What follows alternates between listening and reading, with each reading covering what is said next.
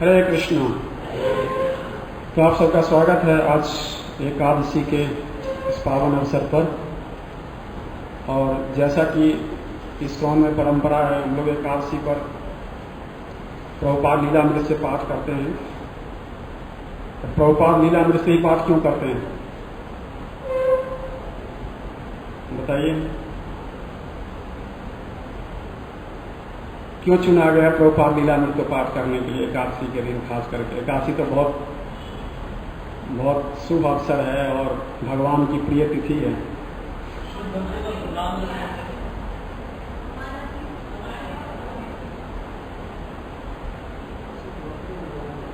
हाँ, बिल्कुल ठीक बात है। शुद्ध भक्तों का गुणगान करने के लिए, क्योंकि अगर प्रभुपाद नहीं होते तो शायद हम सब यहाँ नहीं बैठे होते।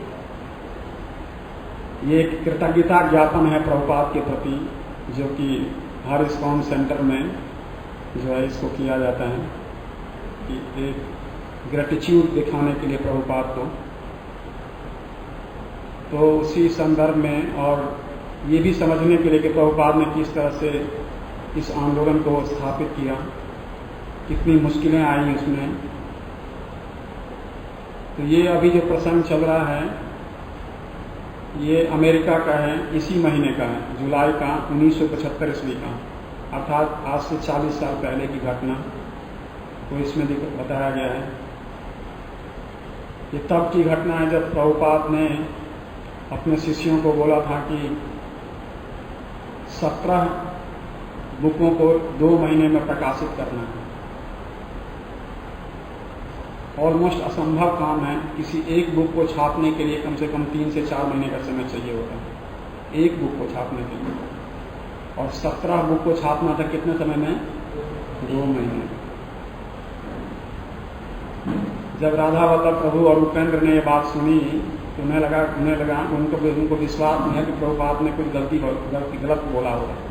उन्होंने दोबारा प्रभुपाद से पूछा कि आपने क्या बोला है? प्रभुपाद ने सेम चीज दोहराई, मैं चाहता हूँ 2 महीने में तुम जो है 17 बुक छाप दो। तो उछल पड़े राधा वल्लभ, करें इम्पॉसिबल। उनका संसार में भी ऐसी कोई टेक्नोलॉजी नहीं बनी जो 17 बुक को 2 महीने में छाप देगी।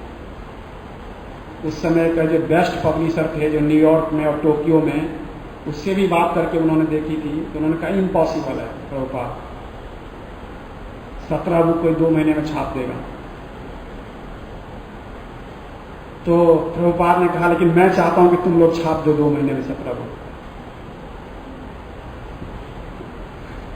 तो उन्होंने कहा कि ठीक है, मतलब अनमने ढंग से उन्होंने ठीक है एक्सेप्ट किया कि आप बकवास नहीं करना चाहिए, गुरु से ज्यादा आर्ग्यूमेंट नहीं करना चाहिए।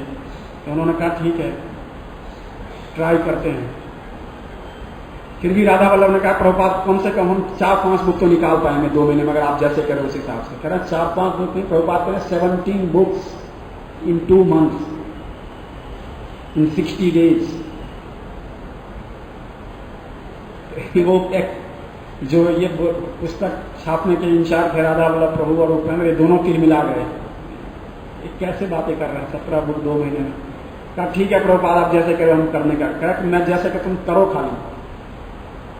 और वही हुआ, वो वही समय है और वही इसमें।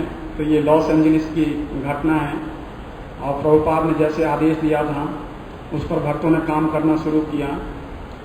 और जितने भी इस्कॉन के उस समय इस्कॉन को स्थापित हुए तकरीबन 9 साल हो चुके थे, जितने भी इस्कॉन के जहाँ पर भी डिवोटी थे, खास करके यूएसए में, और जो बड़े बड़े लीडर थे, धुरंधर लोग, उन सबको बुला लिया गया। और जितने भी डिपार्टमेंट के जो भी लोग थे सबको वहां बुलाया गया और सबकी शिफ्ट लगाई गई। 24 घंटे अब उस प्रेस में काम हो रहा था, 24 घंटे। न्यूयॉर्क के सबसे अच्छे जो पब्लिशर थे उस समय के, आप खुद समझिए उस समय के न्यूयॉर्क के सबसे अच्छे पब्लिशर था, उसको एंगेज किया गया। अमेरिका के एक कंपनी से बात करी गई तो उसने कहा मैं चीप रेट में कागज सप्लाई कर दूंगा, जितना चाहिए आपको। वो मान गया। जो पब्लिशर कंपनी थी वो इस बात के लिए मान गया कि हम अपनी दूसरी बुक्स को छापना भी बंद कर देंगे, आपकी बुक छापेंगे। और इस तरह से जिसके जिसके पास भी जा रहे थे वो काम बनता जा रहा था। और उसके बाद फिर ये शुरू हुआ। बट सबसे इम्पोर्टेंट था प्रूफ रीडिंग करना, बहुत सारी चीज़ें होती हैं। तो उसके लिए 24 घंटे की शिफ्ट चाहिए होता था। 24 घंटे जो है वो उस प्रेस में काम होता रहता था। 24 घंटे, 1 मिनट के लिए बंद नहीं होता था। बल्कि कई बार ऐसा हुआ, एक बार राधा वल्लभ प्रभु प्रभुपाद से मिलने के लिए आ गए। प्रभुपाद उस समय वहीं पर थे। तो प्रभुपाद ऐसे आंखें बंद करके अपना भजन सुन रहे थे, अपने ही भजन को खुद सुन रहे थे।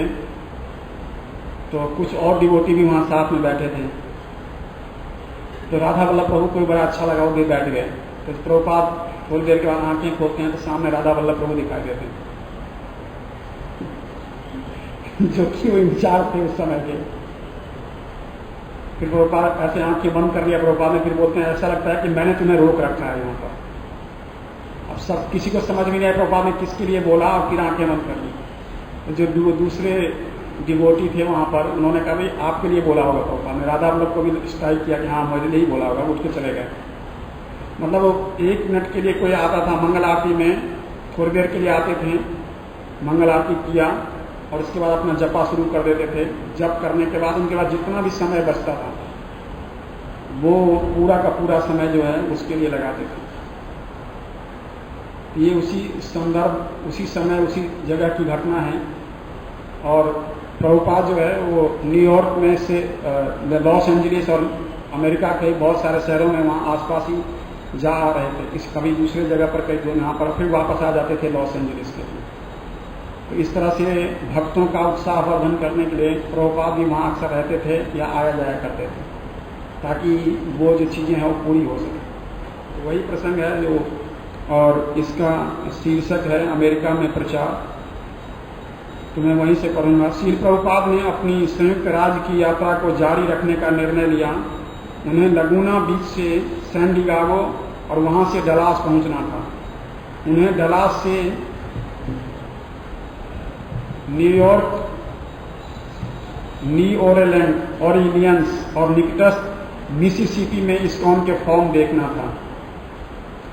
फिर वहां से डेट्रॉयट, टोरंटो, बोस्टन होते हुए न्यूयॉर्क पहुंचना था। न्यूयॉर्क से यूरोप की यात्रा करते हुए अंततः भारत आना था। अब देख कितना प्रभुपाद का जो शेड्यूल कितना बिजी है। हमें एक शहर में वृंदावन जाना हो तब भी तैयारी करनी पड़ती है, क्योंकि 2-2.5 घंटे का रास्ता है। तो कई बार सोचते हैं, तो कई बार 4 महीने में, 3 महीने में, 6 महीने में कभी चले जाते हैं। और प्रभुपाद का शेड्यूल देखिए, न्यूयॉर्क, बोस्टन, लंदन हम एक साथ बोल भी नहीं पाएंगे। इतने सारे शहरों में प्रभुपाद होते हुए और फिर भारत आना था। और इस तरह प्रभुपाद जो है वो अक्सर घूमते रहते थे। खुद ही बोलते थे जब तक मेरा शरीर मुझे अलाउ कर रहा है मैं जरूर जो है वो भ्रमण करूंगा। प्रभुपाद के दृष्टिकोण से कृष्णा भावनामृत के प्रसार के लिए उनकी यात्रा आवश्यक थी। किसके लिए प्रभुपाद यात्रा कर रहे थे? कृष्णा भावनामृत की प्रसार के लिए। जैसा कि बर्कले पहुंचने पर उन्होंने अपने स्वागत भाषण में कहा था, मैं साल में 2-3 बार विश्व भ्रमण करता हूं। मेरा धर्म है कि मैं देखूं कि जिन शिष्यों ने मुझे गुरु के रूप में स्वीकार किया है वे पतन के गर्त में ना गिरे, यही मेरी चिंता है। देखिए, ये गुरु की चिंता होती है किसी से ना गिरे। आज तो थोड़ा सिचुएशन बदल गया है, अब तो और नीचे चीजें फैल रही हैं। पर उस समय आप देखिए प्रभुपाद का क्या कंसर्न था कि मैंने जिसको दीक्षा दिया है वो नीचे न गिर जाए। इसीलिए उनसे मिलना, उनको समझाना और बीच में जो है उनको प्रोत्साहित करते रहना, ये भी गुरु का काम है। तो एक काम जैसे उन्होंने सौंप दिया अपने शिष्यों को कि आप पुस्तक छापने का काम करो, तो उसके लिए रुके नहीं रहते थे, फिर चले गए आगे कि आगे और भी काम करना। और इस तरह जो है वो प्रभुपाद का जो दिनचर्या है उसी तरह का था। प्रभुपाद की चिंता अपने शिष्यों के लिए थी, किंतु वह चिंता सभी लोगों के लिए भी थी। मानव समाज की पतित और अज्ञानतापूर्ण दशा से, विशेषकर पाश्चात्य जगत की दशा से दुखी होकर वे अंग्रेजी भाषी जन समाज की सहायता करना चाहते थे, जैसा कि उनके गुरु महाराज ने आदेश दिया था।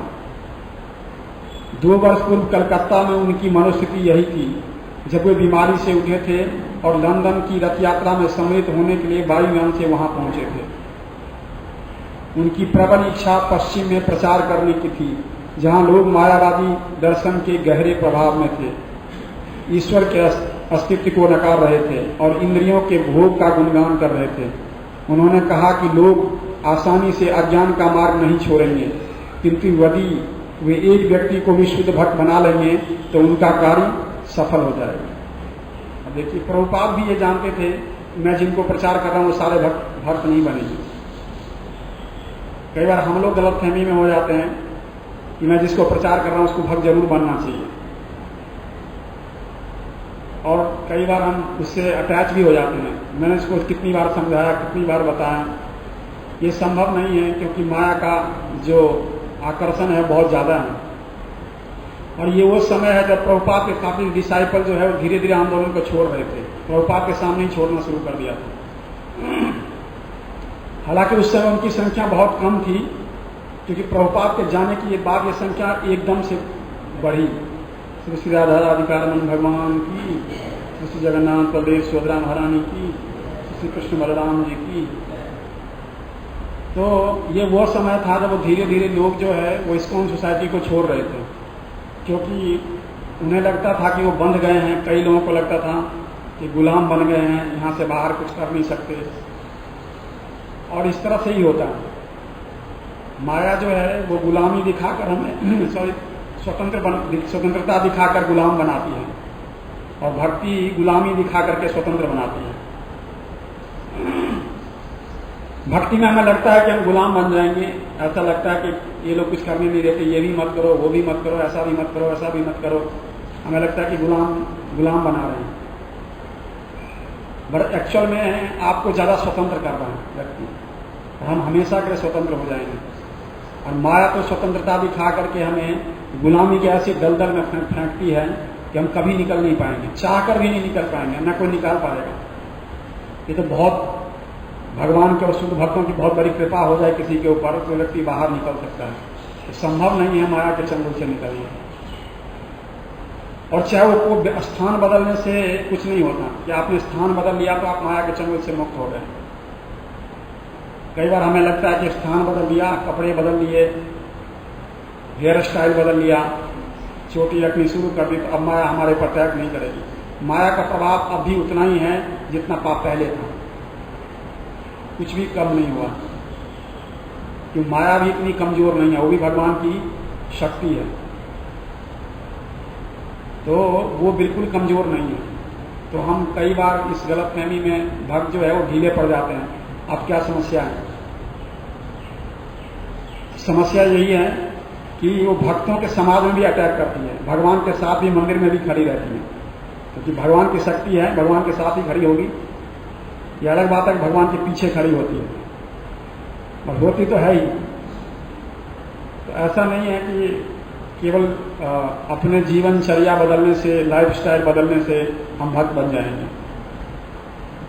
बहुत मेहनत करनी पड़ती है भक्त बदलने के लिए, स्वयं को बदलने के लिए। आप खुद सोचिए, एक व्यक्ति को अपना स्वभाव बदलने के लिए कितनी मेहनत करनी पड़ती है। हम अपना स्वभाव नहीं बदल सकते, बहुत मुश्किल होता है, बहुत मुश्किल है स्वभाव बदलना। अपना ही स्वभाव बदलना बहुत मुश्किल है। हम चाहते हैं दूसरों को बदल दें, तो भक्ति में जो ये प्रचार होता है हम दूसरों को बदलने के लिए करते हैं। तो ये इस बात के लिए हमेशा जो है वो अटैच नहीं होना चाहिए कि मैंने जिसको प्रचार किया वो भक्त जरूर बनेगा। हमने अपना कर्तव्य करना है, बाकी कृष्ण करेंगे, क्योंकि बदलेंगे तो किसी को कृष्ण ही, हम नहीं बदल पाएंगे, क्योंकि हमारे में इतनी ताकत नहीं है। हम प्रयास कर सकते हैं, और वो उससे क्या है, भगवान फिर कृपा करेंगे हमारे प्रयास को देखकर भी, और उस भक्त जिसको हम प्रचार कर रहे हैं उसकी सिंसियरिटी को देखकर भी, तभी भगवान कृपा करते हैं और भक्ति को बदल देते हैं। नहीं तो बहुत मुश्किल है किसी व्यक्ति का बदलना, आज के समाज में खास करके।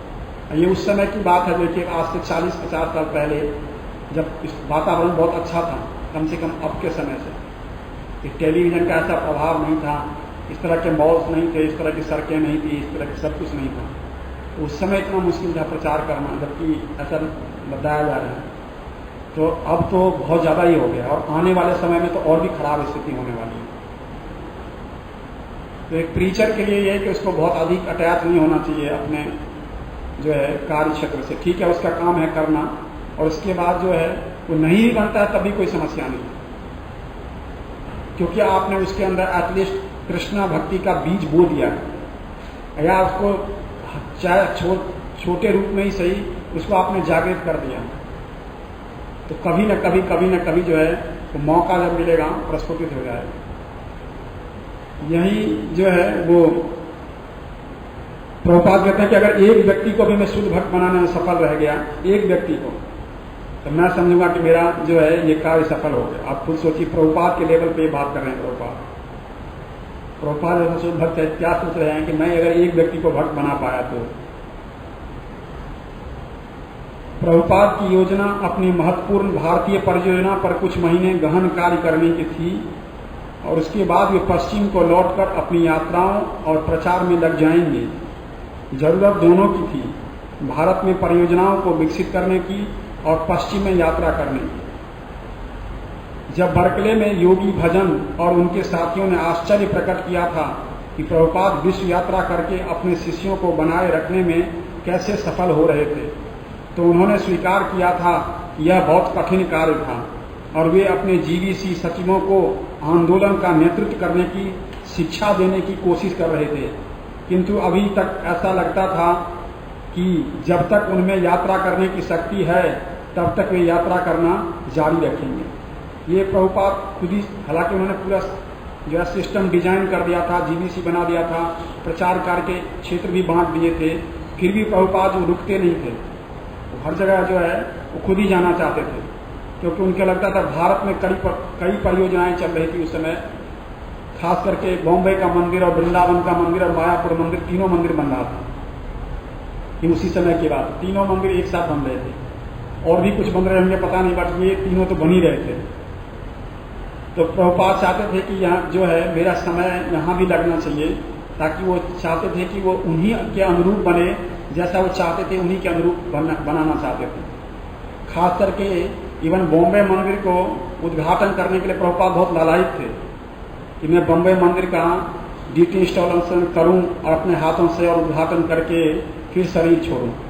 और अनफॉर्चुनेटली ऐसा हो नहीं पाया, क्योंकि प्रभुपाद जो है वो नवंबर में जो है वो इस धराधाम को छोड़ चुके थे, और जो जनवरी में बॉम्बे मंदिर का उद्घाटन हुआ, जनवरी 1978 में, वो 2-3 महीने का अंतर रह गया था खाली, ऑलमोस्ट काम काफी सारा हो गया था। पर प्रभुपाद की बड़ी इच्छा थी कि वो बॉम्बे मंदिर का उद्घाटन करें, लेकिन वृंदावन और मायापुर में तो उन्होंने कर ही दिया था। वृंदावन मंदिर को ओपनिंग कर दी, और कुछ ही महीने के बाद वृंदावन मंदिर का उद्घाटन होता है इसी 1975 में, और मायापुर में भी उन्होंने एक मंदिर का और एक बिल्डिंग का को निर्माण कार्य पूरा करवा चुके थे। तो उन्हें लगता था कि ये सब प्रोजेक्ट पर ज़्यादा ध्यान देने की जरूरत है। साथ में वो इतना ही इम्पोर्टेंट काम मानते थे अपने भ्रमण करने को, कि मैं जगह जगह जाके देखूं कि वहाँ जो लोग हैं वहाँ कृष्णा कॉन्शियस का वो कैसे प्रचार कर रहे हैं। तो ये भी बड़ा इम्पोर्टेंट था, और भगवान से प्रार्थना भी करते थे कि वो जो सेंटर है वो फले फूले। ऑस्ट्रेलिया में तो ऐसा था कि जब सेंटर स्थापित कर रहे थे प्रभुपाद, तो वहाँ पर कोई भक्त भी नहीं था सेवा करने के लिए। तो प्रभुपाद जो है किसी को ठीक से आता भी नहीं था। प्रभुपाद ने 2-3 लोगों को थोड़ा बताया था कि कैसे कैसे करना है, कैसे कैसे करना है, और फिर प्रभुपाद को 2 दिन के बाद ही जाना था। तो प्रभुपाद ने भगवान से प्रार्थना करी कि मैं आपको मलेच्छों के सहारे छोड़े जा रहा हूँ। भगवान से प्रार्थना करी, आप इनसे सेवा एक्सेप्ट कर लें और इनको बुद्धि भी देना कि आपकी सेवा कर सके। तो क्योंकि मैं रुक नहीं सकता और इसलिए मैं जा रहा हूँ। अब देखिए कैसे कैसे प्रभुपाद ने प्रचार किया, लोगों पर पूरा डीटी वर्शिप छोड़ दी, पूरा सेंटर चलाओ तुम, और फिर निकल जाते थे। तो उन्हें लगता था कि मेरा बाकी जगह भी जाना बहुत आवश्यक है। अब कितना इंपॉर्टेंट था आप खुद सोचिए, 11 साल में तो व्यक्ति अपना एक घर नहीं बना पाता शहर में, एक फ्लैट नहीं खरीद पाएगा दिल्ली जैसे शहर में खरीद करके। और 11 साल में 108 मंदिर स्थापित कर दिए, वो भी New York, London, Los Angeles, Dallas, Laguna Beach, Canada, पता नहीं कहां कहां, हम सोच ही नहीं सकते। तो इसी से आप समझ लीजिए कि व्यक्ति में कितना पावर होगा। तो ऐसे समय में जबकि जो उस समय जो इस वर्ल्ड की स्थिति थी वो बहुत ही खराब थी। पूरा वर्ल्ड 2 भागों में डिवाइड था, बल्कि 3 भागों में, फर्स्ट वर्ल्ड, सेकंड वर्ल्ड और थर्ड वर्ल्ड। मतलब अलग अलग तरह के, एक रशिया समर्थित देश थे, अमेरिका समर्थित देश थे, और एक था गुट निरपेक्ष देश। 3 अलग अलग गुटों में बंधे हुए थे देश। बड़ा आपस में लोगों की अच्छी वो नहीं थी। वियतनाम और अमेरिका का बड़ा भयानक युद्ध चल रहा था 12-13 साल से। पूरे वर्ल्ड में बड़ी अजीब सी स्थिति थी, और उस समय प्रभुपाद ने ये सब कर देखा है। उनको इन चीजों से कोई मतलब नहीं था। कुछ भी हो रहा है वर्ल्ड में, उनको एक ही लगा था कि चैतन्य महाप्रभु के इस आंदोलन को आगे बढ़ाना, और उसके लिए वो काम करते रहे। ये लगुना बीच की जो है, ये अभी आगे पढ़ेंगे। जो लगुना बीच में 25 जुलाई 1975, आज 27 जुलाई है, 25 जुलाई 1975, 40 साल पहले की बात है। लगुना बीच लॉस एंजलिस के दक्षिण में 2 घंटे की कार द्वारा यात्रा की दूरी पर स्थित था। बीच के निकट घर को बदलकर बनाया गया मंदिर आए हुए भक्तों और अतिथियों से भरा था। प्रभुपाद के गद्दीदार आसन पर बैठने के बाद मंदिर के कुछ नेता एक एक करके आगे आए और उनका पग प्रक्षालन करने लगे। जब प्रभुपाद जो है वो लॉस एंजलिस से लगुना बीच गए, लगुना बीच में कौन से डीटी हैं बताइए? 5 तत्व की डीटी हैं, बहुत सुंदर 5 तत्व हैं लगुना बीच में। मेरे ख्याल से सबसे पहले लगुना बीच में 5 तत्व स्थापित हुए थे। तो 5 तत्व का मंदिर है वहां पर। तो प्रभुपाद वहां पर थे, और फिर एक एक करके भक्त आया, प्रभुपाद का जो है पैर प्रक्षालन करने लगे। पर लगुना बीच जो है वो मादक द्रव्यों के लिए जाना जाता था। लगुना बीच का इसीलिए नाम बहुत ज्यादा था पहले, कि वहां सारे जितने भी लोग थे वो बहुत नशेबाज थे। मतलब हर व्यक्ति नशा करता था वहां पर। नशेरियों का शहर था वो, और उस नशेरियों के शहर में जो है वो बीच के बिल्कुल पास में, बिल्कुल बीच के किनारे में एक बहुत बड़ी कोठी खरीद करके मंदिर बनाया गया था, और वहां पर तभी प्रभुपाद ने 5 तत्व को स्थापित किया था, यही इनका उद्धार करेंगे। तो वो वही इसी उसमें आगे बोलते प्रभुपाद अपने इसमें एक प्रवचन दिया प्रभुपाद ने, जिसमें उन्होंने पूछा, प्रभुपाद मादक द्रव्य सेवन के विरुद्ध बोले, क्या यहां कोई है जो यह कह सके कि मैं नियंत्रक हूं? क्या यहां कोई है जो इस प्रश्न का उत्तर दे सके? आप सोच सकते हैं कि आप नियंत्रक हैं, किंतु आप मादक द्रव्यों से नियंत्रित हैं। आप ये नहीं कह सकते कि मैं कंट्रोल करता हूं, ये नशा ने आपको कंट्रोल कर रखा है। हम नशे के से कंट्रोल हैं। लगुना बीच नगर अवैध मादक द्रव्य केंद्र के रूप में कुख्यात था। विख्यात नहीं था, क्या था? कुख्यात था। कुख्यात का मतलब होता है बुरी तरह से बदनाम होना, किसी बुरी चीज के लिए बदनाम हो जाना। तो कुख्यात था किस चीज के लिए? मादक द्रव्यों के लिए। प्रभुपाद यहां भावुक आध्यात्मिकता की बात कहकर किसी की खुशामद करने नहीं आए थे, वरन उनके भ्रम के चीर फेंकने के लिए आए थे। अर्थात उनका भ्रम उतारने आए थे कि तुम मादक द्रव्यों ने तुम्हें कंट्रोल कर रखा है, तुमने मादक द्रव्य को कंट्रोल नहीं किया हुआ। गुरु महाराज का पद प्रक्षालन अच्छा था। देखिए प्रभुपाद बहुत बड़ी फिलॉसफी बता रहे हैं यहाँ पर। गुरु महाराज का पद प्रक्षालन अच्छा था, लेकिन सच्चा भक्त बनने के लिए विधि विधानों का कड़ाई से पालन करना ज्यादा जरूरी है। कई बार हम सोचते हैं कि प्रभुपाद को फूल अर्पित कर दिया और आगे पीछे बड़ी सारी चीजें होती हैं कृष्णा कॉन्सेप्ट में। हम छोटी छोटी चीजों को, जो कि कैटम धर्म है, उसके लिए ज्यादा प्रयास करते हैं। जो मेन जो है चीज है उससे कई बार जो है इतना फोकस्ड नहीं रहते। और यहाँ क्या कह रहे हैं प्रभुपाद? खुद ही कह रहे हैं कि वाद प्रक्षालन तो ठीक है, पर ज्यादा इंपॉर्टेंट क्या है? भक्ति के नियमों का पालन करना। कि हम दृढ़ता से भक्ति के नियमों का अगर पालन करते हैं तो वो ज्यादा इंपॉर्टेंट है। वो गुरु को ज्यादा प्रसन्न करती है, रेदर देन कि हम गुरु के लिए कुछ उपहार लेके जाएं और फूल दे दें और माला पहना दें, गुरु आए तो साथ साथ में खड़े हो जाएं, फोटो खिंचाएं, आगे पीछे घूमते रहें। ये ज्यादा इंपॉर्टेंट नहीं है। आप देखते हो ये सब चीजें बहुत होती हैं। जो व्यक्ति आपको कभी दिखता नहीं है, वो साथ साथ में महाराज से खड़े हो जाएगा। कई बार आप देखो, कई बार होता है, कई महाराज लोग आते हैं, एकदम साथ में खड़े हो जाएंगे, आगे चलेंगे, पीछे चलेंगे, बगल में चलेंगे, क्योंकि जब फोटो खींची जाएगी तो उनका साथ में आएगा, तो ये साबित हो जाएगा कि मैं बड़ा भक्त हूँ। तो गुरु महाराज के साथ साथ चल रहा था। मैंने हिज होलीनेस गोपाल कृष्ण गोस्वामी महाराज से ये प्रश्न किया था एक बार वृंदावन में, जब महाराज एक बार प्राइवेटली बुलाया था कि कुछ भक्तों को, मैं भी गया था। मैंने पूछा, महाराज मैं काफी सारे डिवोटी आपके आसपास होते हैं, मैंने पूछना ही चाहिए, मुझे लग रहा था ऐसे, और कई बार वो मंदिर में दिखाई नहीं देते, कई बार वो व्यक्ति का कई बार आचरण ठीक नहीं होता, और जब आप आते हो तो आपके साथ साथ खड़े हो जाते हैं, आपके आगे आगे खड़े होते हैं, या आप उनसे ज्यादा समय भी देते हो, कई बार बात भी करते हो। तो हम लोगों को क्या समझना चाहिए? या कई बार आपने उनको पर्सनल इंस्ट्रक्शन भी दिया हुआ है, भाई ऐसे करो। हमारे जैसे डिवोटी को आपने कोई पर्सनल इंस्ट्रक्शन भी नहीं दिया। महाराज ने बड़ा गंभीर उत्तर दिया था। महाराज ने कहा था कि ये समझना कि कोई मेरे साथ खड़ा है, बहुत बड़ा भक्त है, कि वो व्यक्ति भी बहुत बड़े गलतफहमी में है, जो ये सोचता है वो भी बहुत बड़े गलतफहमी में है। कि वो हम कई बार महाराज ने फिर काफी लंबा आंसर दिया था। फिर महाराज ने कहा था कई बार हम इसलिए उन भक्तों की तरफ से ज्यादा बात कर लेते हैं या ज्यादा चीजें समझा देते हैं, क्योंकि ये तो खत्म होने वाला है, तो छोड़ने वाला है। तो व्यक्ति जब ज्यादा बीमार हो तो उसके ऊपर आपका ध्यान ज्यादा जाएगा कि इस बीमार व्यक्ति को ज्यादा अटेंशन देने की जरूरत है, नहीं तो ये भी तो ऐसे बिल्कुल ही नहीं समझना चाहिए। और फिर पर्सनल इंस्ट्रक्शन के बारे में महाराज ने कहा था कि मैं जब भी आप भक्ति के नियमों का जब आप दृढ़ता से पालन करते हो, वही मेरा पर्सनल इंस्ट्रक्शन है। जब मैं कोई लेक्चर देता हूँ उसमें जो अपने शिष्यों से मैं उम्मीद करता हूँ, जो बताता हूँ, वो आपके लिए दिया और वो भी आपके लिए पर्सनल इंस्ट्रक्शन ही है।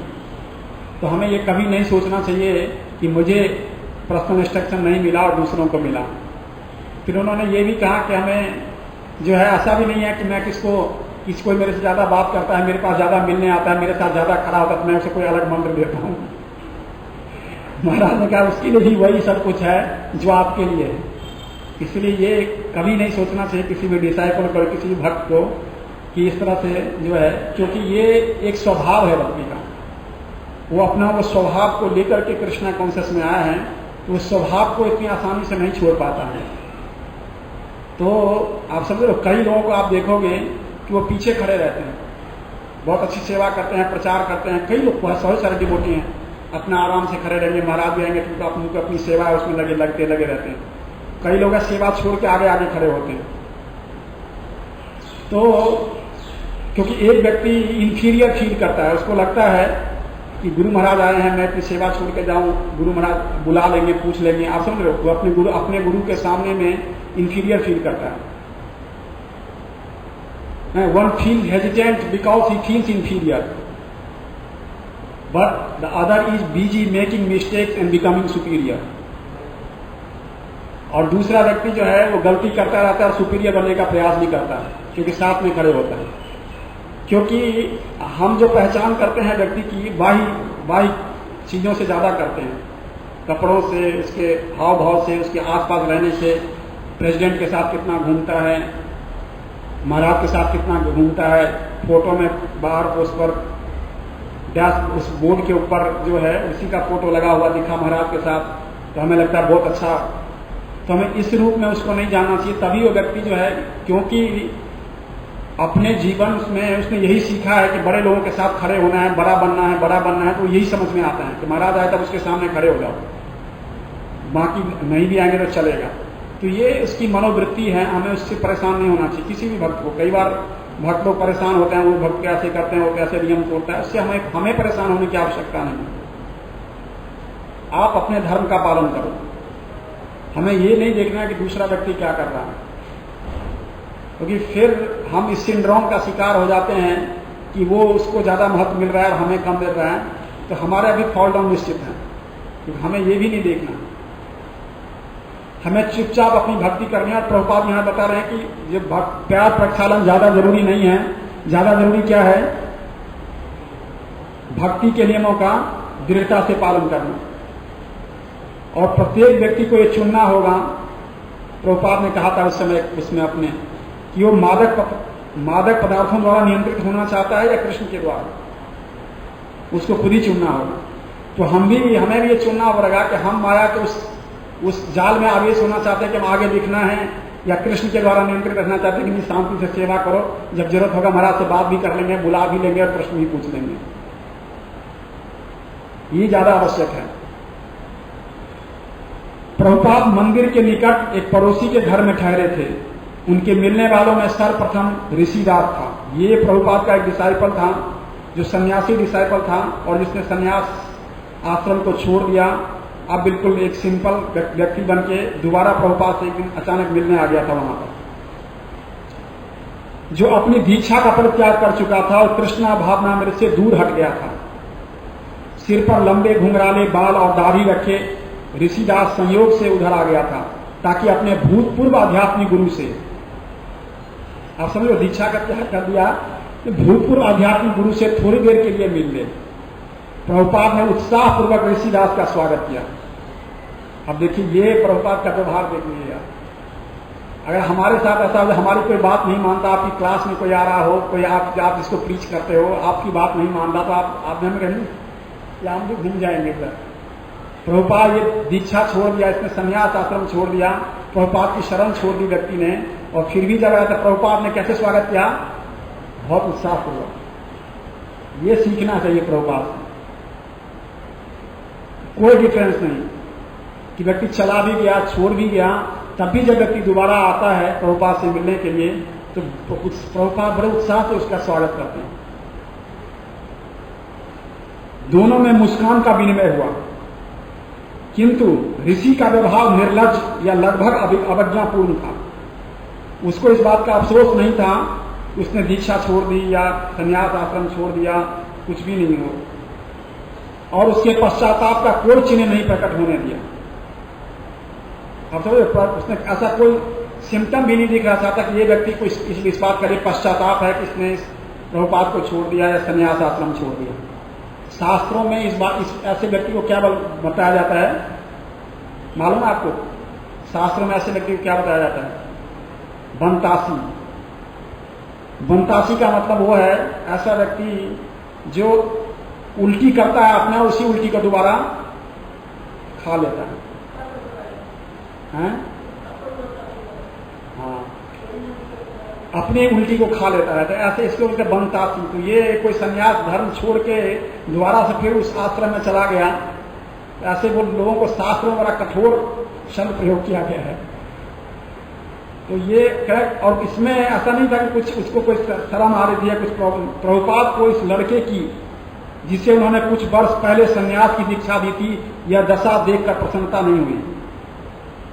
पहले स्वागत तो किया प्रभुपाद ने, लेकिन प्रसन्न नहीं थे कि इस व्यक्ति ने सब कुछ छोड़ दिया।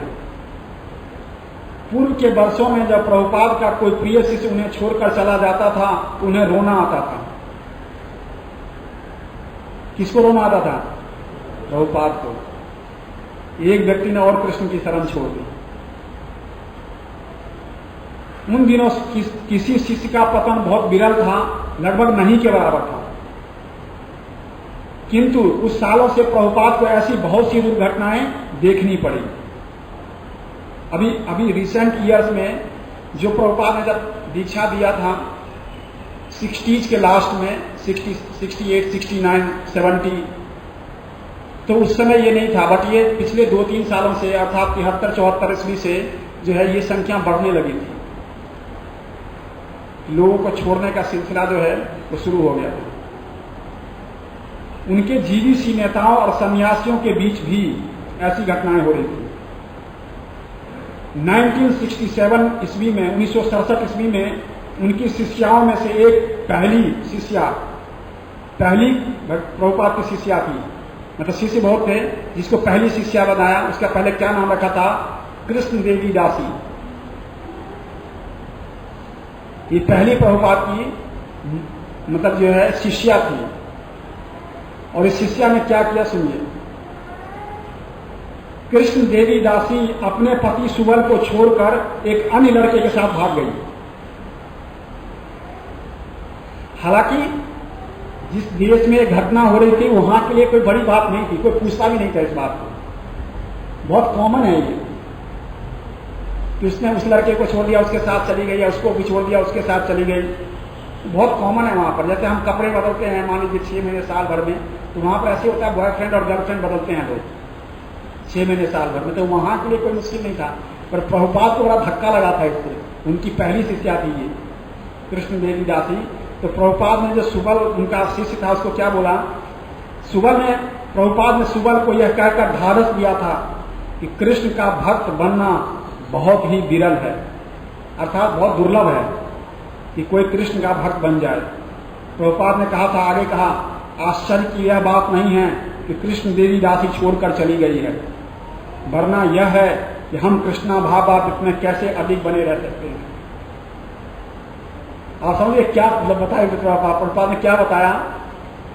यह आश्चर्य नहीं है कि कोई कृष्णा भावनामृत को छोड़ के चला जाता है, कोई आश्चर्य नहीं है, पर यह बड़ा आश्चर्य है कि कोई कृष्णा भावनामृत में टिका रहता है। माया का इतना प्रभाव है माया का। क्यों? क्योंकि हम बाहर जैसे ही निकलते हैं, हम सारी हमारी यहाँ जो हमने सुना है, देखा है, दर्शन किए हैं, वो सारी चीजें एक्सप्रेशन सब बदल जाएगा। जस्ट मंदिर के बाहर जाते हैं सब अलग चीजें नजर आती हैं। तो माया का ऐसा प्रभाव है। ये बार प्रभुपाद कह रहे हैं कि इसको समझा रहे हैं अपने डिसाइपल को जिसकी पकड़ी भाग गई थी, कि ये बड़ी बात नहीं है कि वो छोड़ के चली गई। ये बड़ी बात है कि कृष्णा भावनामृत में कोई अडिग बन करके रह जाए, अच्छा टिक कर रह जाए कोई, ये ज्यादा बड़ी बात है। यद्यपि भक्त लोग कृष्णा भावनामृत को विभिन्न कारणों से छोड़ते थे, सबके छोड़ने का अलग अलग कारण होते थे, लेकिन प्रभुपाद सबके कारण को क्या मानते थे, एक ही कारण है, क्या? माया ने स्वीकार कर दिया।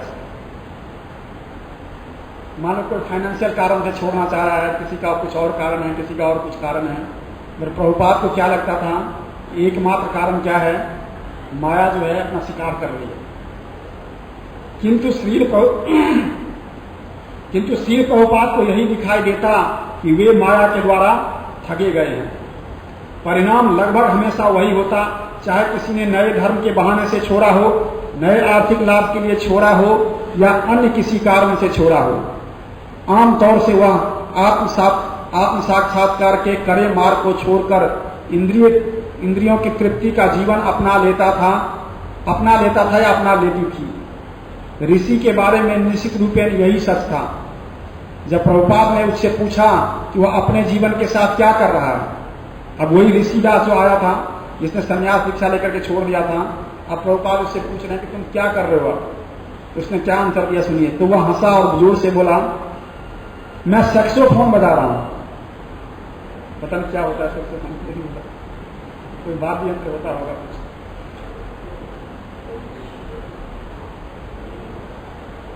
मैं सैक्सोफोन बजा रहा हूं। अब यह पूछने की आवश्यकता नहीं रह गई थी कि वह 16 माला जप कर रहा है कि नहीं कर रहा है। मतलब प्रभुपाद ने पूछा ही नहीं जब उसने कहा कि मैं सैक्सोफोन बजा रहा हूं, अथवा चारों नियमों का पालन कर रहा है या नहीं। किंतु ऋषि प्रभुपाद को आश्वस्त करना चाहता था कि मैं अब ज्यादा बढ़िया हूं। आप समझ गए? वो प्रभुपाद को यह समझाना चाह रहा था कि मैं अब ज्यादा ठीक हूं। जब आपके पास आता तब इतना ठीक नहीं था, मैं अब ज्यादा ठीक हूं, मैं अब ज्यादा स्वतंत्र हूं। ये प्रभुपाद को कन्विंस करना था।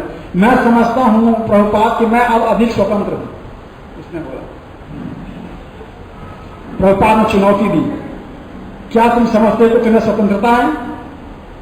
ऋषि ने उत्तर दिया, हाँ कुछ है तो, अपना अध्ययन करने की, कार्य करने की। प्रभुपाद ने पूछा, तुम्हारी क्या उम्र है? उसने उत्तर दिया, 29 साल। प्रभुपाद ने आग्रहपूर्वक पूछा, क्या तुम्हें इस बात की स्वतंत्रता है कि तुम्हारी उम्र ना बढ़े? उसने उत्तर दिया, नहीं। तब तुम्हारी स्वतंत्रता कैसी है? ऋषि हंसने लगा, बोला, मुझे इसकी चिंता नहीं है। ज्यादातर लोग यही कहते हैं कि आप किससे पूछो कि प्रॉब्लम है, आप नरक में जाओगे, मुझे इससे क्या फर्क पड़ता, नरक है कि नहीं नरक किसने देखा मरने के बाद। बड़ा टट्टा सा डायलॉग होता है, किसने देखा है?